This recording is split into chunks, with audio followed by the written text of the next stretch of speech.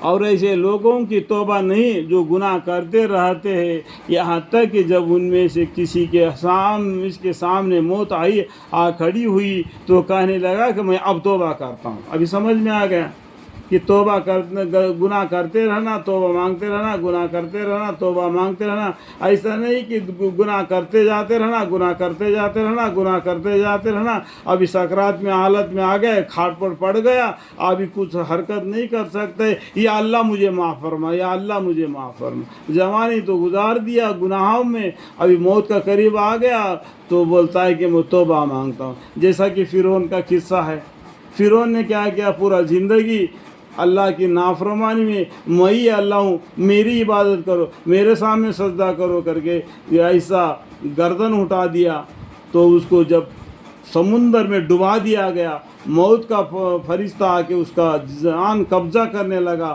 تو اس ٹائم پر کہتا ہے کہ میں ابھی توبہ کرتا ہوں، میں ابھی ایمان لاتا ہوں، جو موسیٰ علیہ السلام کا بھی اور ہارون علیہ السلام کا بھی ابھی سب کا بھی رب ہے، میں اس پر ایمان لاتا ہوں۔ اس ٹائم پر ایمان لانا کہاں نصیب ہوگا؟ تو اللہ تعالیٰ نے اس کو دنیا جہان والوں کے لیے ایک نشانی بن کے دنیا میں رکھ دیا، نہ اس کو زمین نے لیا، نہ آسمان نے لیا، نہ پانی نے لیا، وہ قبطہ کے مسجد میں میوزیم میں ابھی بھی پڑا ہوا ہے۔ فرعون ایک نہیں ہے، آپ لوگ سمجھنا نہیں، فرعون ایک نہیں ہے، ایک ہی فرعون نہیں سمجھنا، 70 فرعون ہیں۔ فرعون کا مطلب کیا ہے؟ مرد، فرعونی کا مطلب کیا ہے؟ عورت، ٹھیک ہے؟ 70 فرعونہ گزرے، اور یوسف علیہ السلام کے زمانے جو مصر کا بادشاہ تھا وہ بھی فرعون تھا۔ فرعون کا مطلب کیا ہے؟ اللہ میں ہوں، میری عبادت کرو، اس طریقے سے برتاؤ کرنے والا فرعون کہلاتا ہے، تو اپنے آپ کو اتنا گھمنڈ میں رہتا ہے، تو ٹھیک ہے، تو اس بات کو جان لینا۔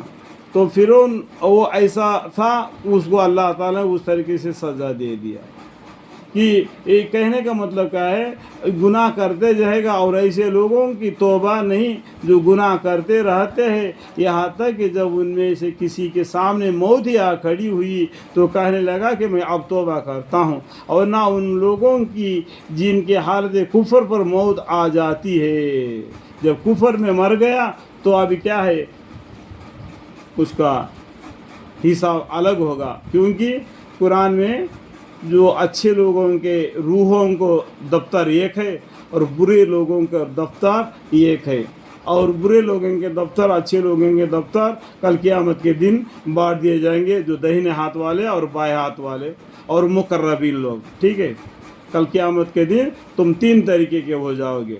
ان لوگوں کے لیے ہم نے ایک دردناک سزا تیار کر رکھی ہے جو یہ گناہ کرتے رہتے اور اسی میں کفر کے حالت میں مر جاتے، ان لوگوں کے لیے اللہ تعالیٰ نے ایک دردناک سزا تیار کر رکھی ہے۔ دیکھو یہاں پر ہم لکھا ہوا ہے، یہ ہم کا معنی کیا ہے؟ اللہ ہے، تو آگے پیچھے کو معنی کو دیکھنے سے کیا ہوتا ہے اور اس کا معنی آپ کو معلوم پڑ جائے گا۔